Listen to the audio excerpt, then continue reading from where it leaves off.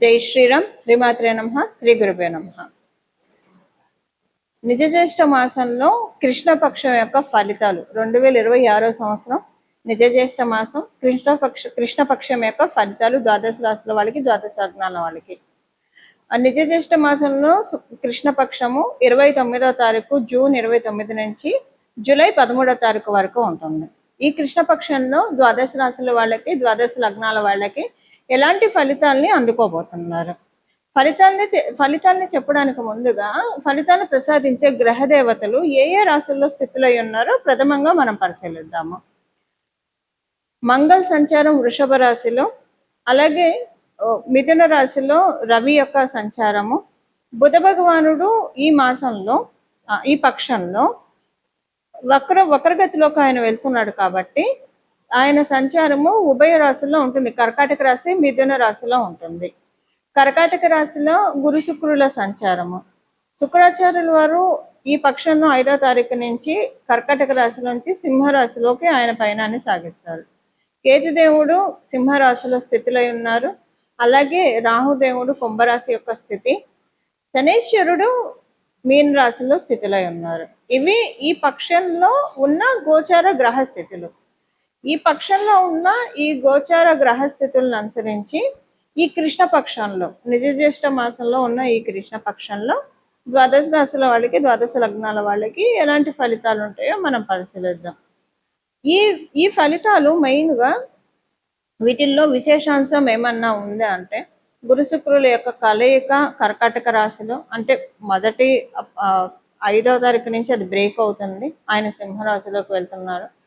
శుక్రకేతువుల యొక్క కలయిక మొదట. శుక్రుడు ఏంటంటే చాలా కంఫర్ట్స్ని మనకి ఆయన అనుకూలంగా ఉంటే మంచి రిలేషన్స్ ఉంటాయి, మనం చూడటానికి అందంగా ఉంటాము, మంచి బట్ట కట్టుకుంటాం, మంచి తిండి తింటాం, లగ్జరీ లైఫ్ అన్ని మనం చూస్తాము. ఆయన వెళ్ళి ధర్మస్థానము, మనకి ధర్మస్థానం అని ఎందుకు చెప్తున్నానంటే కాలపురుషుడు కుండలిలో నుంచి సింహరాశి పంచమ స్థానం కాబట్టి ఒక ధర్మస్థానము, 1, 5, 9 2 ధర్మస్థానాలు. ఈ ధర్మస్థానంలో శుక్రాచార్యుల వారు ఉన్నారు. అక్కడ కేతు భగవానుడు స్థితిలో ఉన్నారు. స్థితిలో ఉండడం వల్ల అది ఎలా ఉంటుందంటే ఈయన ఇస్తూ ఉంటాడు, ఆయన తగ్గొడుతూ ఉంటాడు. సో ఈ వారిలో ఎవరు గెలుస్తారు? శుక్రాచార్యుల వారు ఇస్తాడా? ఆయన చేత కేతు భగవానుడు ఎలాంటి అడ్డు చెప్పనీయకుండా అన్ని ఇవ్వనిస్తాడా? ఇవి చూడాలి మనం. అంటే ద్వాదశ రాశుల వాళ్ళకి, ద్వాదశ లగ్నాల వాళ్ళకి ఎలాంటి ఫలితాలు ఉంటాయి, ఇది ఒక స్పెషల్ ఇంపాక్ట్. దానికి తోడు బుధ భగవానుడు ఆయన వక్రగమనంలోకి వెళ్తున్నారు, ఇది ఇంకొక స్పెషల్ అంశము. అన్ని ఏది ఎలా ఉన్నా సరే ఓవరాల్గా మనం చూసుకుంటే, ఓవరాల్గా చూస్తే ఈ పక్షంలో ద్వాదశ రాశుల వాళ్ళకి, ద్వాదశ లగ్నాల వాళ్ళకి అందరికీ 27 నక్షత్రాల వాళ్ళకి, వీళ్ళు వాళ్ళని కాకుండా ప్రతి ఒక్కళ్ళకి గురువు యొక్క బలం ఉండడం, గురువు యొక్క కృప విశేషంగా ఉండడము ఇది ఒక మేజర్ పాయింట్. అందరికీ కూడా ఒక కీ పాయింట్ అనుకోండి. దీనివల్ల మిగతా గ్రహస్థితులు ఎలాగున్నా కూడా వాటి వల్ల ఎక్కువగా ఇబ్బంది ఉండదు. ఇప్పుడు ఉదాహరణకి ఇప్పుడు మేషరాశిలో పుట్టిన వాళ్ళకి శుక్రుడు మరియు కేతువు యుతి వల్ల సింహరాశిలో సంతానానికి సంబంధించిన ఇబ్బందులు రావచ్చు, సంతానానికి ఆరోగ్య సమస్యలు రావచ్చు. గురు భగవానుడు ఏం చేస్తాడు? ఆయన ఆచ్ఛాదన ఉంది కదా, ఆయన కర్కాటక రాశిలో ఉన్నాడు, సింహరాశిలో వీళ్ళిద్దరు ఉన్నారు. ఆయన ఆచ్ఛాదన ఉంది కాబట్టి ఏదైనా పెద్ద హెల్త్ ప్రాబ్లం వచ్చే చోట చిన్నగా ఆయన చేస్తాడు. అంటే ఒక బాగా హెల్త్ ప్రాబ్లం, ఒక యాక్సిడెంట్, మరి మీ జాతకం ప్రకారం యాక్సిడెంట్ అయ్యేసి ఉంటే కనుక ఏదన్నా చిన్నగా వేలు కోసుకుంటుంది, అలాగా అంటే చాలా స్వల్పంగా పోనిస్తాడు. అసలంటూ పూర్తిగా ఏది తప్పించుకోలేం, కర్మను అనుభవించాల్సిందే. అలా ఒక్కొక్క రాశి వాళ్ళకి ఒక్కొక్కటి, వీళ్ళు శుక్రకేతువుల యుతి ఒక్కొక్క ప్రాబ్లమ్ని క్రియేట్ చేస్తూ ఉంటే మీ రాశి మీ లగ్నం ప్రకారం దాన్ని గురు భగవానుడు ఇంటెన్సిటీ తగ్గిస్తాడు. ఇప్పుడు బుధ భగవానుడు కూడా వక్రగమనంలో వెళ్తున్నాడు ఈ పక్షంలో. అది కొన్ని రాశుల వాళ్ళకి మంచిది, చాలా మంచిది. ఏ రాశుల వాళ్ళకి మంచిది? ప్రథమంగా కర్కాటక రాశి వాళ్ళకి మంచిది ఆయన వక్రగతిలోకి వెళ్ళడము. ధనుసు రాశి వాళ్ళకి మంచిది, మీన రాశి వాళ్ళకి మంచిది ఇది. మేష వృశ్చిక రాశి వాళ్ళకి ఇది న్యూట్రల్గా ఉంటుంది, మంచి ఉండదు, చెడు ఉండదు. అలాగే కుంభరాశి వాళ్ళకి, మకర రాశి వాళ్ళకి మంచి అంటే న్యూట్రల్, మంచి కాదు, వాళ్ళకి కొంచెం ఇబ్బంది ఉంటుంది. అంటే న్యూట్రల్ కంటే కొంచెం బిలో యావరేజ్ ఫలితాలు ఉంటాయి. మళ్ళీ వృషభ తులారాశుల వాళ్ళకంటే బిలో కంటే యావరేజ్ కంటే కొంచెం బిలో ఫలితాలు ఉంటాయి, న్యూట్రల్ కంటే కొంచెం బిలో ఫలితాలు ఉంటాయి. అయితే ఇక్కడ కూడా ఇదే పాయింట్, గురు భగవానుడు ఆచ్ఛాదన ఉంది కాబట్టి మిథున రాశిలో, అందులో ఆయన కర్కాటక రాశిలో ఉండి వక్రగమనంలోకి వెళ్తున్నారు కాబట్టి ఏమన్నా చిన్న చిన్న నెగిటివ్ పాయింట్స్ ఉంటే వాటిని ఆయన్ని నెగేట్ చేసేస్తాడు గురు భగవానుడు, నలిఫై చేసేస్తాడు. అది ఇప్పుడు గురు భగవానుడు సమక్షంలో ఉండడం వల్ల సేఫ్ గార్డింగ్ అనేది చాలా హైగా ఉంది ద్వాదశ రాశి వాళ్ళకి, ద్వాదశ లగ్నాల వాళ్ళకి.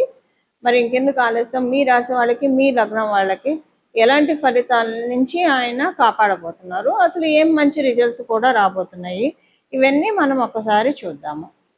కర్కాటక రాశి, కర్కాటక రాశి కర్కాటక లగ్నంలో పుట్టిన వాళ్ళకి మీకు ఏవైతే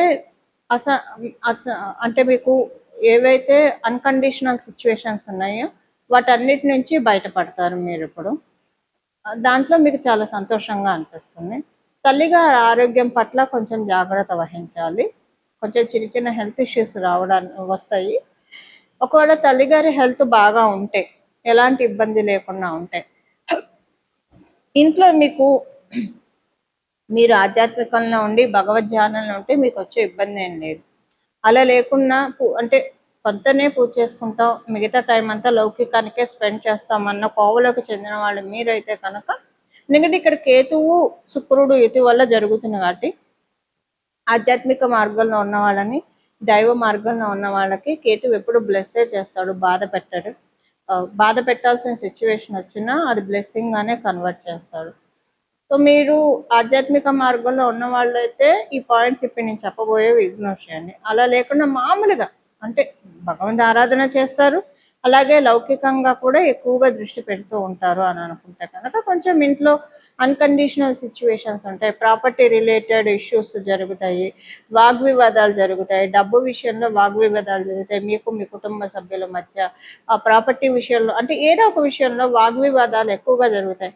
ఆ వాగ్వివాదాలకు జరగడానికి మూల కారణం మనీ అవుతుంది. అది ప్రాపర్టీ అయినా, మనీ అయినా, వెహికల్ అయినా కూడా అవ్వడానికి ఛాన్స్ కొంచెం ఎక్కువగా ఉంది. అందువల్ల ఈ విషయంలో కొంచెం జాగ్రత్తగా ఉండండి.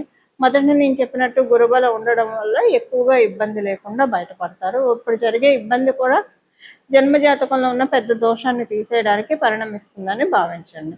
ఇవి కర్కాటక రాశి కర్కాటక లగ్నం యొక్క ఫలితాలు. ఈ పక్షంలో నేను ఆల్రెడీ మీకు మొదట్లోనే చెప్పాను, గురుబలం చాలా అధికంగా ఉంది కాబట్టి అమ్మవారిని గురుమూర్తి రూపంలో ఆరాధించాలి. అంటే ఎలా ఆరాధిస్తారు?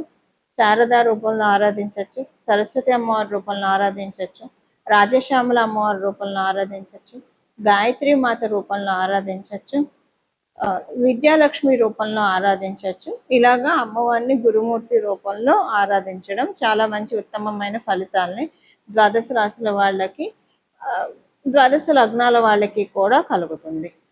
అలా అమ్మవారి యొక్క ఆరాధన చాలా మెయిన్గా ఉంటుంది.